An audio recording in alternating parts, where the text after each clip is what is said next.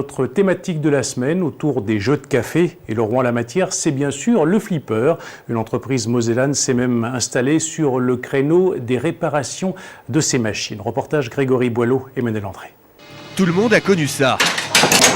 Le plaisir de taquiner la bille et de défier ses potes autour d'une bonne partie de flipper. Affoler les compteurs et pulvériser les scores, ces deux-là n'en sont jamais vraiment sortis. Eric et Philippe, deux frères qui ont fait du billard électronique leur fonds de commerce. C'est que je vais redémonter la platine et puis je vais la changer, comme ça c'est réglé. Certains réparent des voitures ou des tondeuses à gazon, pas vraiment leur truc.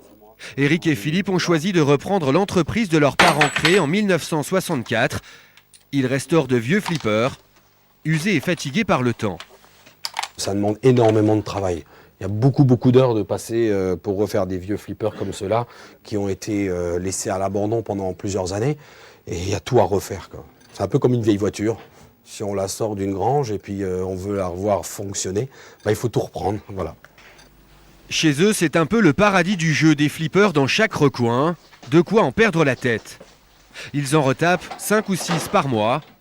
Et ce n'est pas toujours évident de s'y retrouver. C'est vrai que ça peut faire peur comme ça au premier abord.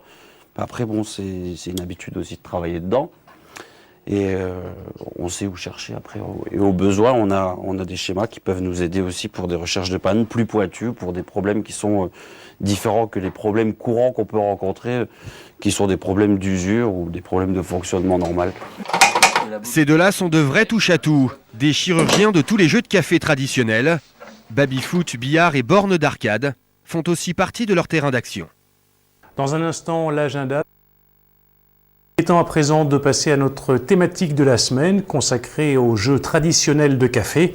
Parfois les flippers ou les baby-foot se refont une deuxième vie chez les particuliers et de temps en temps une réparation à domicile s'impose. Reportage Grégory Boileau et Menel André. Aujourd'hui, Eric joue à l'extérieur. Les bras chargés d'outils, il se rend chez Mathieu, un collectionneur de flippers. Bonjour. Ces jours de révision et d'entretien, il faut contrôler ces grosses machines. On va tout de suite regarder ce qu'il a. Désormais, les temps ont changé. Ce sont les particuliers qui en majorité s'équipent en flipper. La société d'Eric leur propose alors un contrat de maintenance.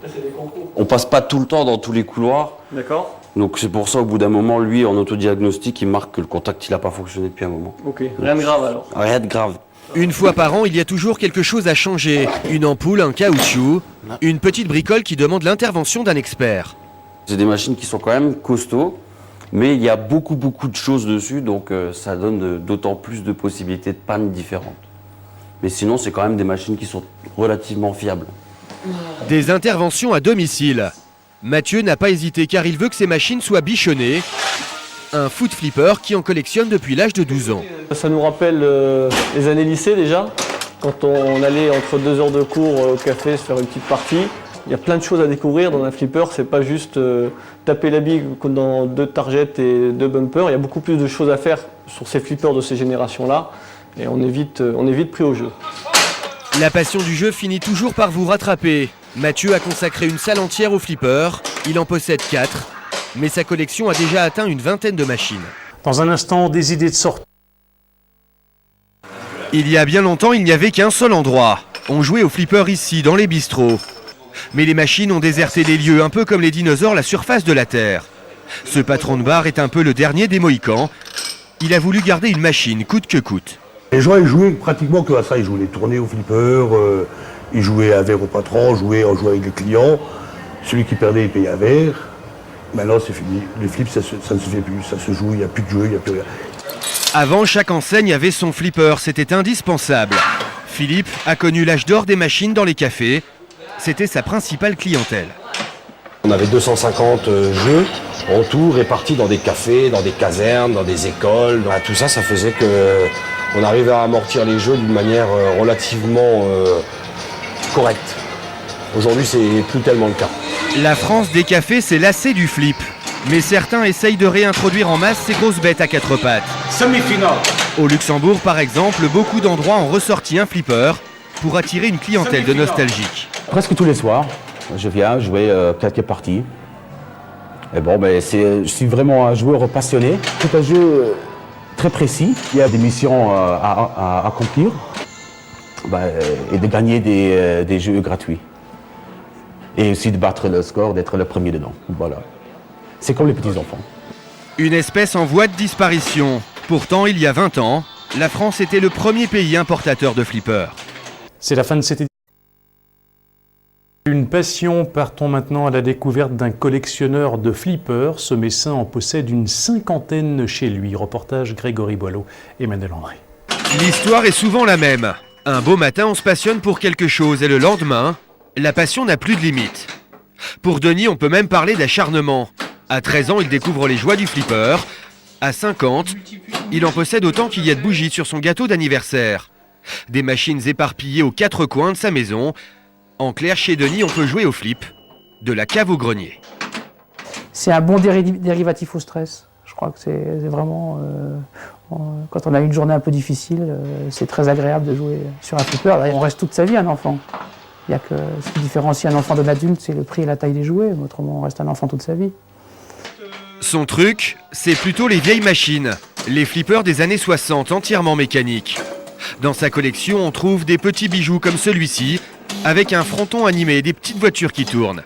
Rechercher la perle rare, il n'y a que ça de vrai pour un collectionneur. C'est la quête du Graal, mais c'est bien. Ça évite d'être blasé, puis on a toujours effectivement le besoin d'aller chercher un truc qu'on n'a pas, et quitte à prendre le temps qu'il faut, quoi. Puisqu'il arrive parfois, surtout sur les ventes sur Internet, qu'on laisse partir des objets parce que le prix est déraisonnable, quoi. Donc on les laisse partir en se disant qu'on les trouvera la fois d'après. C'est ça qui est sympa. Dans son garage, encore une dizaine de flippers à restaurer. Une passion encombrante qui demande un peu de place. C'est sûr que les philatélistes ont moins de problèmes. C'est la fin de ce journal. Dans un instant, des idées de de notre série consacrée aux jeux traditionnels de café. Emmanuel André et Grégory Boileau ont voulu savoir combien coûtaient ces machines que l'on trouvait autrefois au cœur des bistrots. Reportage. C'est un peu comme un canapé ou une semaine de vacances à Djerba. On en trouve à tous les prix de 500 à 4000 euros.